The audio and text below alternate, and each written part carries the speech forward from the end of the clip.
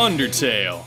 This game was 2015's indie sweetheart, and if you've never heard of it, I don't know what you're doing here, but some major spoilers are about to get dropped. As a matter of fact, the title and thumbnail of this video are already spoilers, and when you clicked on it, you probably screamed at your monitor, frothing at the mouth, "Why would anyone ever want to kill Toriel, you fucking monster?" Well, the short answer is that I tricked you. Only sociopaths and people intentionally going for the genocide ending of this game would actually want to kill Toriel. But let's not get ahead of ourselves. This video is about why killing Toriel is the single most important thing that happens in Undertale, and how not killing her misses the point of this entire game.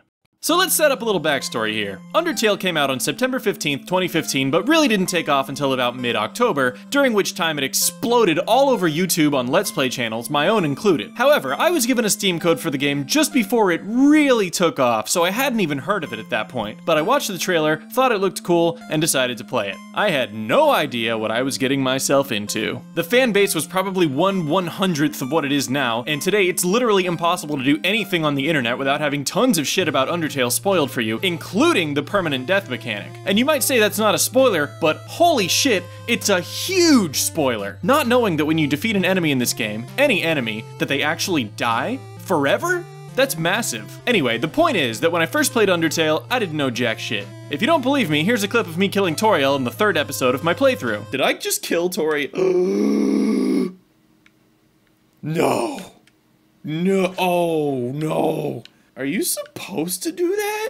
Did I fuck up? It's horrible, right? This wonderful old goat mama was nothing but warm and loving toward you, and you just straight up waste her because she tries to stop you from venturing off into danger and getting yourself killed. The thing is, if you don't know how this game works, you don't expect Toriel to actually die forever right then and there, because if this were like any other video game, the character you'd have to fight to prove you're ready to go on your journey or whatever would just fall to one knee and tell you how your skills have improved so much, and how you've grown, and how they know you'll make it out there, and whatever the fuck else overused video game nonsense we've seen a million times over. But no.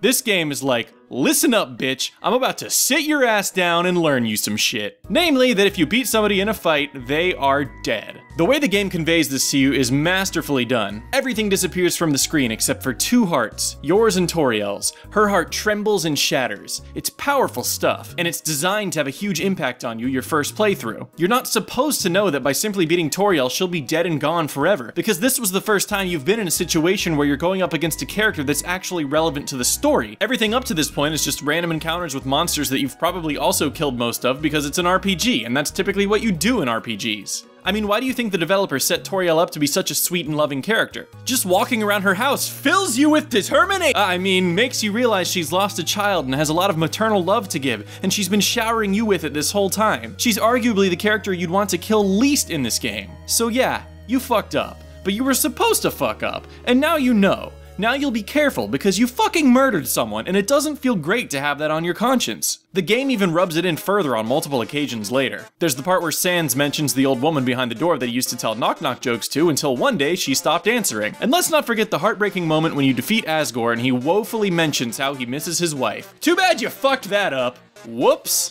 The problem is that this fan base just won't shut the hell up.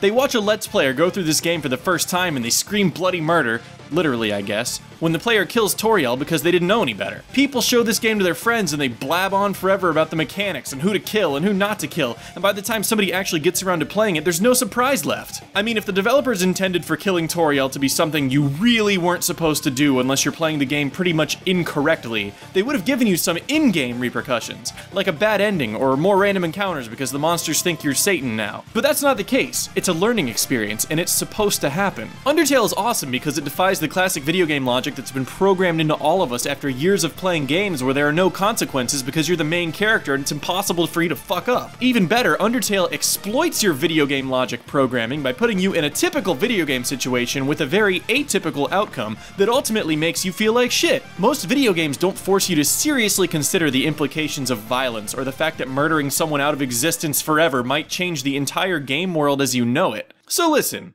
if you love Undertale and you want to show it to a friend or something, I highly recommend you do so. However, you might feel the urge to keep them from committing the atrocities that a first-timer might be inclined to commit, and tell them about the permadeath mechanic ahead of time to keep our favorite goat lady from having a bad time. But just take my word for it, damn it, and don't. Even though it sucks to knowingly let it happen, the game has a much bigger impact on the player when they kill Toriel and realize there was another way after it's too late.